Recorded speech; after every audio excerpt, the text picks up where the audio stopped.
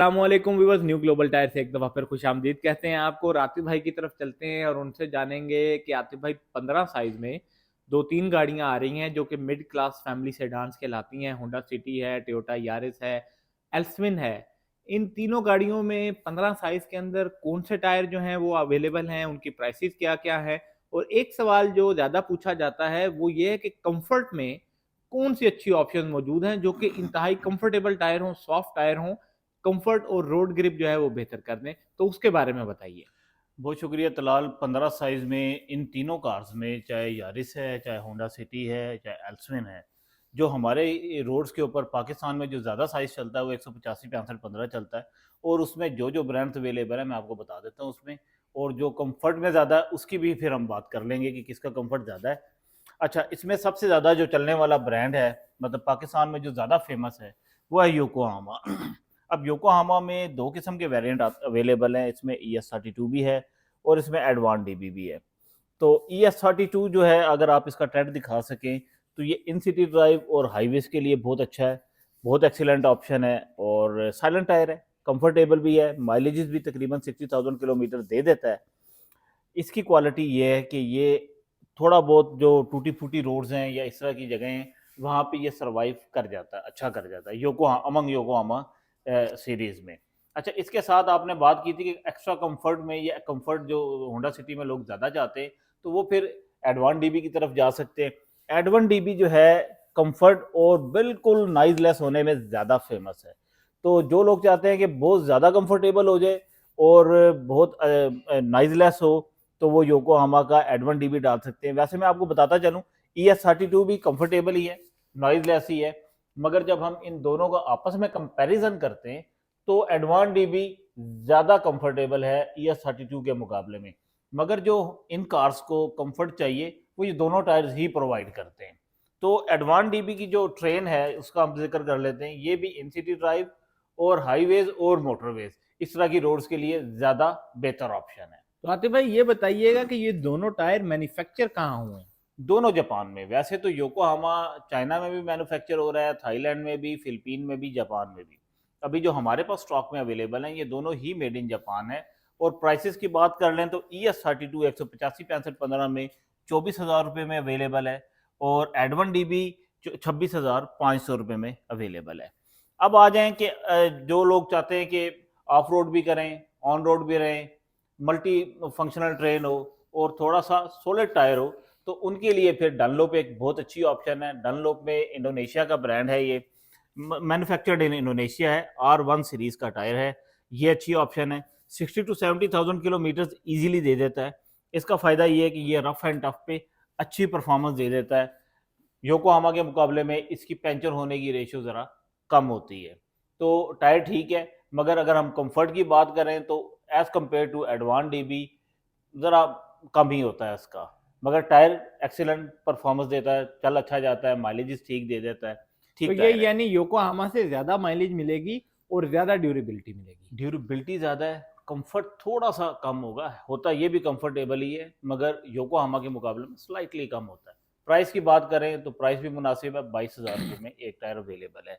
अब आ जाइए next brand की तरफ, ये है ब्रिजस्टोन, जो कि पूरी दुनिया में अपनी ड्यूरेबिलिटी के लिए और हाई माइलेजेस के लिए बहुत फेमस ब्रांड है। तो दुनिया में जहाँ जहाँ ड्यूरेबल टायर का जिक्र होता है Bridgestone top of the line आता है। तो ये भी अवेलेबल है हमारे पास। इसमें टेक्नो का पैटर्न है, कंपनी डिज़ाइन करती है ये 60,000 किलोमीटर्स के लिए। मगर ये नॉर्मली देखने में आया कि लोग 80-80 हज़ार किलोमीटर तक ये ड्राइव कर लेते हैं। और प्राइस भी मुनासिब है, 25,000 रुपये में एक टायर अवेलेबल है। मैन्युफैक्चर्ड इन इंडोनेशिया है। वैसे ये मैन्युफैक्चरिंग इसकी जापान में भी होती है, थाईलैंड में भी होती है, मगर जो अभी स्टॉक अवेलेबल है मार्केट में वो मेड इन इंडोनेशिया में अवेलेबल है। अब आ जाए आपके, जो लोग चाहते हैं कि माइलेजेस बहुत ज़्यादा हाई हो, मल्टी फंक्शनल ट्रेड हो, जिसको ऑफ रोड में भी कोई प्रॉब्लम ना हो, ऑन रोड भी अच्छी परफॉर्मेंस दे दे, मतलब एक कंप्लीट पैकेज हो जो कि हर तरह की रोड पे चले, जिस तरह हम कहते हैं कि ऑल ट्रेन टाइप का टायर हो, तो उसमें फिर लैंड सेल का LS388 बहुत अच्छा ऑप्शन है। इसका ट्रेड वियर बहुत हाई है, 500 ट्रेड वियर का टायर है। तो ये 80,000 किलोमीटर से अबव चल जाता है और हर तरह की ट्रेन के ऊपर अच्छी परफॉर्मेंस दे देता है। रोड ग्रिप भी अच्छी है, नॉइज नहीं करता, कंफर्ट लेवल भी इसका अच्छा है। तो ये टायर एक अच्छी ऑप्शन है, पैसे भी मुनासिब हैं, 20,500 रुपये में ये एक टायर मेड इन थाईलैंड में अवेलेबल है। अच्छा, अब आ जाते हैं कि आप कहते हैं कि इकोनॉमिकल भी हो और कंफर्ट भी बहुत अच्छा हो, तो उसमें फिर दो ऑप्शन मेरे पास बहुत ज़बरदस्त हैं जो इकोनॉमिकल भी हैं और बहुत एक्सीलेंट कंफर्ट देने वाली हैं। जैसे हमने एडवन डीबी का जिक्र किया था, मगर एडवन डीबी जो है ज़रा स्लाइटली एक्सपेंसिव ब्रांड है। उसकी टक्कर में अगर हम बात करते हैं तो जीटी रेडियल चिम्पैरो इकोटेक बहुत अच्छी ऑप्शन है। ये है इंडोनेशिया का ब्रांड, इकोटेक पैटर्न में आता है, फ्यूल एफिशिएंट टायर है। और अगर आप इसका ट्रेड देखें तो ट्रेड डिज़ाइन जो है इसका बहुत ही ज़बरदस्त है। आप इसमें देख सकते हैं कि एडवन डीबी से भी ज़्यादा फीचर अवेलेबल हैं, मगर उसमें आपने देखा होगा साइज इतनी ज़्यादा नहीं है। इसमें कंपनी ने साइज भी ऐड कर दी हैं। जो मड के लिए ग्रूविंग है वो भी इसमें इसकी रिब्स के अंदर है। शोल्डर्स में जो स्पोर्टिंग रिब्स आती हैं ये दोनों साइड पे दे दी गई हैं, जबकि बाकी ब्रांड्स में स्पेशली एडवन डीबी में तो है ही नहीं वो। तो सेंटर रिब है, रोड ग्रिप को ज़्यादा बेहतर करेगी। तो ये सारी चीज़ें इसमें हैं। कंफर्ट बहुत हाई है, सॉफ्ट टायर है बिल्कुल, मतलब आप इसको हर तरह से एडवन डीबी से बेहतर नहीं तो एडवन डीबी के इक्वल एंड प्रोडक्ट कंसीडर कर सकते हैं। प्राइस मुनासिब है, 22,000 रुपये में एक टायर अवेलेबल है और 60,000 किलोमीटर ये दे देता है। इन सिटी ड्राइव भी आप चलाएं इसको, आउट स्टेशन भी चलाएं, इवन आप कुछ हद तक इस पर ऑफ रोडिंग भी कर सकते हैं।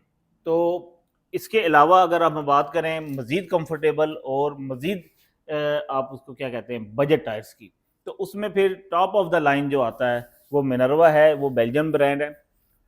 आप सब जानते हैं, बल्कि पुराने व्यूअर्स तो अच्छे तरीके से जानते हैं कि ये बेल्जियम की कंपनी है। ये जो ब्रांड हमारे पास सॉरी 209 आ रहा है, ये मैन्युफैक्चर्ड इन चाइना आ रहा है। तो इसकी क्लास ये है कि रबड़ की क्वालिटी बहुत हाई है, इसकी बहुत कंफर्टेबल टायर है, नॉइजलेस है। और इसकी ट्रेन भी जो है ये इन सिटी हाईवेज और मोटरवेज के लिए डिज़ाइन हुई है। ये भी सॉफ्ट कंपाउंड है रबड़ का, नॉइज बिल्कुल नहीं करता। माइलेजेस भी ये बहुत अच्छे दे देता है, 60,000 टू 70,000 किलोमीटर ये इजीली चल जाता है। तो जो लोग चाहते हैं इकोनॉमिकल और बहुत कंफर्टेबल नॉइजलेस टायर हो, तो ये एक बहुत अच्छी प्रोडक्ट है उन लोगों के लिए, स्पेशली होंडा सिटी में, एल्सविन में, और ये जो आपकी दूसरी सेडाउन्स हैं इसी साइज में जो आ रही हैं, उन सब के लिए ये एक बेहतर ऑप्शन बन जाता है, क्योंकि इनमें कैबन नॉइज का इशू रहता है।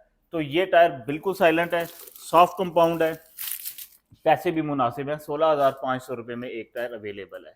अब आ जाएं आप बिल्कुल चीप या बिल्कुल ही सस्ते टायर्स की तरफ, तो उसमें फिर चाइनीज़ ब्रांड्स आ जाते हैं। उसमें आप मैक्सविंड देख लें, ये एक मुनासिब टायर है, एवरेज परफॉर्मेंस का तकरीबन 40,000 किलोमीटर्स के लिए डिज़ाइन हुआ है। और ट्रेड इसका भी मल्टी फंक्शनली है, आप इसको किसी भी ट्रेन पे चला सकते हैं, मगर एक मुनासिब सी परफॉर्मेंस देगा, कंफर्टेबल भी है।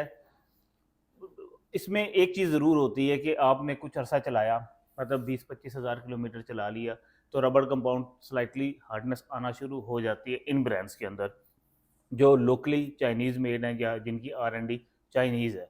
तो बहरहाल चलते ये पूरा है, अपनी लाइफ स्पैम पूरा करते हैं, पैसे बहुत मुनासिब होते हैं इनके, 13,500 रुपये में ये एक टायर अवेलेबल है।